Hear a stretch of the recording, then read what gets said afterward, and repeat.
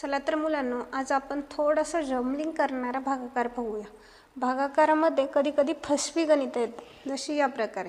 आता 816 म्हणजे ह्याचं गणित आपण पाहिलं तर 8 एके 8 आणि 8 दुने 16 म्हणजे ह्याचं उत्तर आलं 12 असं आपण सांगून मोकळे होतो आणि आपल्याला परीक्षेत मार्क मात्र 0 मिळतात।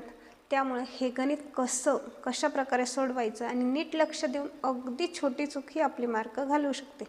गणित हा विषय असा आहे की नीट लक्ष देऊन ऐकलं तर पैकीच्या पैकी मार्कही मिळणं सोपं जातं आणि थोडीशी जरी चूक झाली तर पूर्ण 0 मार्क मिळणंही सोपं असतं। त्यामुळे चला तर पाहूया आपण 816 भागिले 8 याचा भागाकार कसा करायचा। तर 8 एके 8 म्हणून इथे आपण 8 मधून 8 घालवले, त्याचं उत्तर आलं 0। वरती 1 हा भागाकार लिहिला।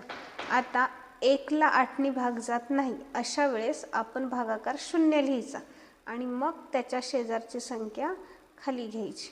मग 8 दुने 16 आणि 16तून 16 वजा केले तर बाकी आली आपली 0।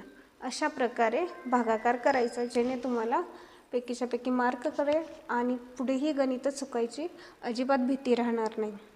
Thank you for watching.